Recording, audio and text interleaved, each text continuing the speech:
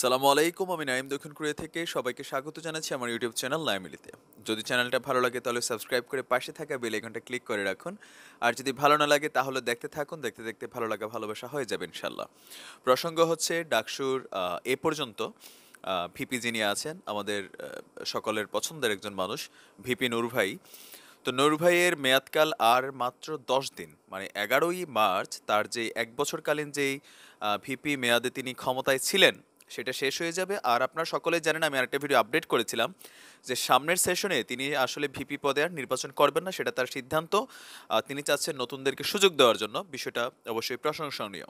কিন্তু প্রশ্ন হচ্ছে, এখনো রানিং ভিপি থাকাকালীন আজকে, মানে আপনারা যখন শুনছেন এটা গতকাল হয়ে যাবে, রবিবারে বিকেলে ডাকসু ক্যাফেটেরিয়ার সামনে আপনার ছাত্রলীগের একজন সক্রিয় কর্মী, এমনকি ঢাকা বিশ্ববিদ্যালয়ে আপনার ছাত্রলীগের তিনি একজন ছোটোখাটো নেতা, তার নাম হচ্ছে আদনান আহমেদ নাবিল।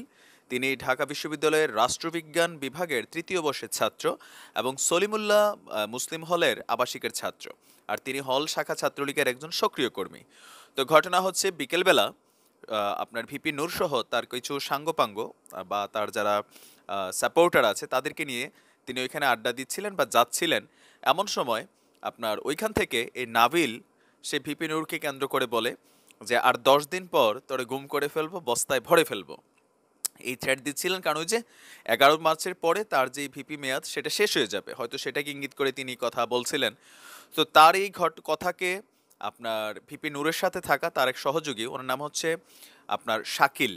তো তিনি নাবিলকে ডাক দিয়ে বলেন যে তুমি এটা কি কথা বললা। তো কথার সাথে সাথেই শাকিলকে ঠিক কানের নিচে চরম জোরে এক থাপ্পড় লাগাই দেয় এই আদনান আহমেদ নাবিল। আর এই ঘটনার পরে ভিপি নূর বিষয়টা নিয়ে মামলা করেছেন, হল প্রশাসনকেও তিনি বিষয়টা লিখিত অভিযোগ আকারে জানিয়েছেন, এমনকি নিজের জীবনের প্রাণনাশের সংশয় প্রকাশ করেছেন। তো আমার মনে হয় যে এটা আসলে একদম অনুচিত।